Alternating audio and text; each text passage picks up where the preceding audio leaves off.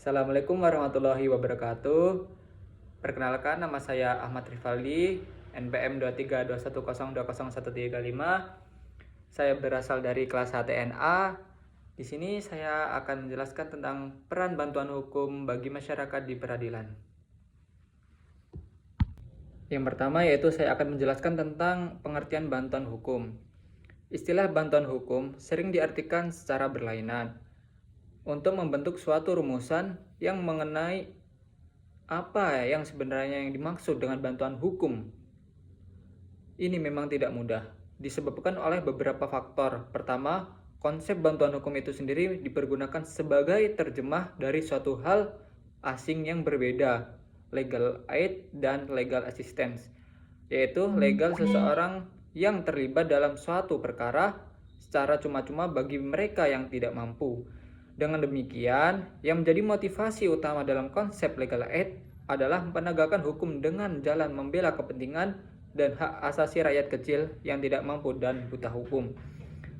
Sedangkan pengertian legal assistance mengandung pengertian yang lebih luas dari legal aid. Istilah legal assistance dipergunakan untuk menunjukkan pengertian bantuan hukum yang diberikan baik kepada mereka yang tidak mampu, yang diberikan secara cuma-cuma, maupun pemberian bantuan hukum oleh para penasihat hukum yang mempergunakan honorarium. Yang selanjutnya yaitu saya akan menjelaskan tentang peran bantuan hukum bagi masyarakat di peradilan. Di sini ada 4 poin. Yang pertama, menjamin akses terhadap keadilan atau disebut access to justice, yang dimana bantuan hukum merupakan sarana untuk menjamin hak konstitusional masyarakat dalam memperoleh akses keadilan. Selanjutnya, yang kedua yaitu meningkatkan kesadaran hukum masyarakat. Peran bantuan hukum tidak hanya sebatas pendampingan di pengadilan, tetapi juga mencakup kegiatan penyuluhan hukum kepada masyarakat. Yang selanjutnya yaitu poin ketiga, mencegah terjadinya ketidakadilan dan penyalahgunaan kekuasaan. Ketika seseorang tidak memahami prosedur hukum, ia rentan menjadi korban pelanggaran hak oleh pihak yang lebih berkuasa. Poin terakhir yaitu meningkatkan kualitas penegakan hukum. Bantuan hukum berkontribusi dalam mewujudkan penegakan hukum yang berkeadilan dan bermartabat. Itulah 4 poin peran bantuan hukum bagi masyarakat di peradilan. Baik teman-teman, selanjutnya yaitu saya akan membahas tantangan penyelenggaraan bantuan hukum. Di sini saya akan menjelaskan 3 poin yang isinya sedikit singkat-singkat. Yang pertama yaitu keterbatasan anggaran dan sumber daya. Salah satu tantangan utama dalam penyelenggaraan bantuan hukum adalah minimnya alokasi anggaran dari pemerintah, baik pusat maupun daerah. Yang kedua, kurangnya kesadaran dan pemahaman hukum masyarakat. Banyak masyarakat khususnya daerah terpencil tidak mengetahui haknya untuk mendapatkan bantuan hukum secara gratis. Poin yang terakhir yaitu distribusi lembaga bantuan hukum yang tidak merata.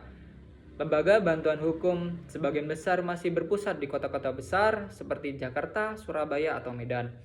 Sementara masyarakat di daerah pedesaan masih kesulitan mendapatkan bantuan hukum secara gratisnya. Selanjutnya yaitu ada solusi penyelenggaraan bantuan hukum. Yang pertama, peningkatan dan pemerataan anggaran. Pemerintah perlu meningkatkan anggaran bantuan hukum dan memastikan distribusinya merata seluruh wilayah Indonesia. Yang kedua, penyuluhan dan edukasi hukum bagi masyarakat.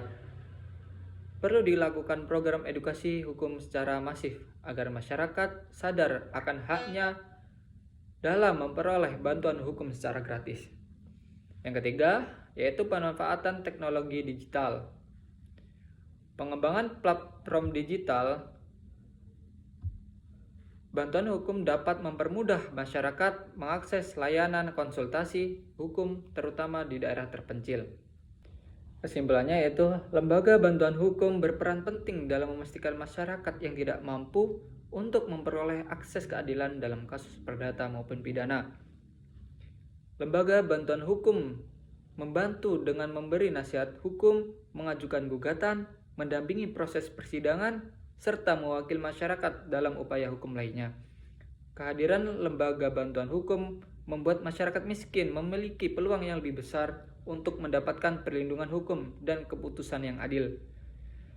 Untuk menjaga keberlanjutan dan kualitas layanan, lembaga bantuan hukum terus diperkuat.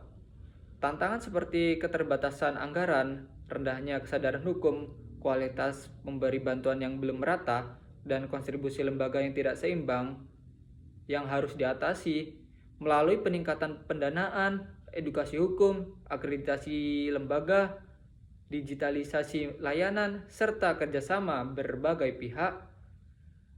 Bantuan hukum dapat berjalan lebih efektif dan menjamin akses keadilan bagi seluruh masyarakat sesuai amanat pasal 28D ayat 1 Undang-Undang Dasar 1945.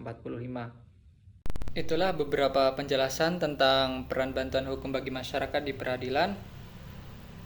Sekian, wassalamualaikum warahmatullahi wabarakatuh.